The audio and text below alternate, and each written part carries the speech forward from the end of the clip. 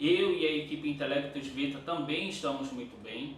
Em função dessa dificuldade que estamos enfrentando devido ao coronavírus, viemos aqui adaptar a nossa aula para não deixá-los na mão. Vamos utilizar aqui agora o livro do 6º ano e falar um pouco, comentar um pouco sobre a unidade 3 do nosso capítulo, tá? Falar sobre multiplicações e divisões.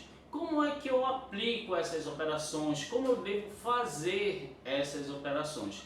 Pois bem, vamos lá. Aqui estamos na página 41 do livro, falando sobre multiplicação. Pois bem, multiplicação é uma das operações matemáticas onde eu tenho um determinado valor multiplicado por um outro. Cada elemento deste aqui é chamado de fator. Tem o primeiro fator, o segundo fator. Só que cada fator deste possui uma nomenclatura especial. Este aqui é multiplicando, multiplicador, e o valor depois do sinal de igualdade é chamado produto. Virando a página do livro no número 42, temos as propriedades da multiplicação. A primeira, propriedade comutativa. A propriedade comutativa, ela diz o seguinte, que ao pegar o primeiro fator e multiplicar pelo segundo, o inverso dele deve gerar o mesmo resultado. Exemplo, 2 vezes 3 dá 6. É a mesma coisa que 3 vezes 2, que também dá 6. Agora, a propriedade associativa me diz o seguinte, que quando eu tenho um conjunto de fatores se multiplicando, a ordem desses fatores não altera o resultado, o produto. Exemplo, 14 vezes 10 vezes 12. Eu posso iniciar multiplicando o 14 por 10 e o resultado multiplicar por 12.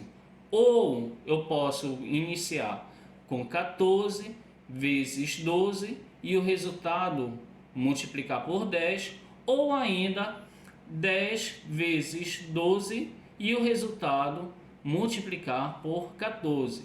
Nos 3 casos apresentados distintamente, o resultado sempre será o mesmo. Ainda em relação à multiplicação, temos a propriedade do elemento neutro, que diz o seguinte, que o elemento neutro multiplicado por qualquer fator resulta no próprio fator. Exemplo, 1 vezes 7. Na multiplicação, o 1 é considerado o elemento neutro, porque a multiplicação de qualquer valor por 1 sempre vai ser o próprio valor.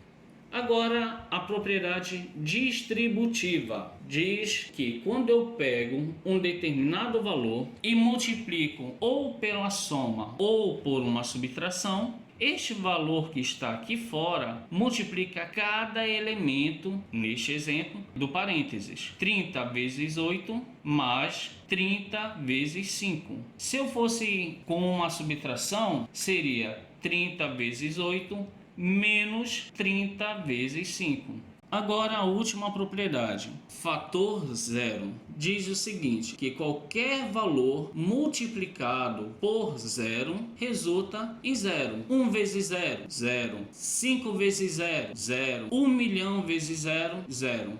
Não importa qual seja o valor, multiplicou por zero, o resultado é zero. Indo agora para a página 52, iremos tratar sobre divisão. A divisão é uma das operações matemáticas onde eu tenho um determinado valor dividido por um outro vai me gerar um quociente. Neste caso, temos aqui no exemplo da página 53 uma simples divisão, 45 dividido por 6. 45 dividido por 6, temos aqui dois fatores, onde este 45 expressa o meu dividendo, ou seja, quem será dividido. Este 6 expressa o meu divisor, é por quem o meu dividendo será dividido. 45 dividido por 6, a gente tem que imaginar qual é o valor que multiplicado por 6 dê 45 ou próximo de 45. Lembrando, pessoal, não pode passar. Então, 45 dividido por 6 dá 7. 7 vezes 6, 42. Para 45, restam 3. Ou seja, 45 dividendo, 6 divisor, 7 é o meu quociente e o 3 é o meu resto. Toda vez que eu efetuo uma divisão e sobrar um resto, essa divisão ela é tida como divisão não exata. E quando a divisão tiver como resto zero, temos uma divisão exata. O que isso implica? Que toda vez que a divisão tiver como resto zero, temos que o nosso dividendo é divisível pelo nosso divisor. Exemplo, 4 dividido por 2. 4 dividido por 2 dá 2. 2 vezes 2 dá 4. Para 4, nada. Ou seja, temos nessa divisão um resto zero. E percebemos que 4 é divisível por 2. Bom, pessoal, estarei deixando para vocês as páginas 56, 57, 59 e 60. Façam todas as questões, reflitam sobre as questões. Precisamos não apenas efetuar as operações matemáticas, mas precisamos entender o que significa a matemática nesses contextos. Como se faz, como se dá, como operacionar. Interpretem as questões. Ah, professor, estou com dificuldade nisso aqui, nisso daqui. Primeiramente, devido à nossa distância, peçam ajuda aos parentes de vocês, peçam ajuda dos pais, dos tios, dos primos, de quem for. Ainda assim, tem dificuldade? Entre em contato com a Escola Intelectus Vita, que estamos aqui para solucionar.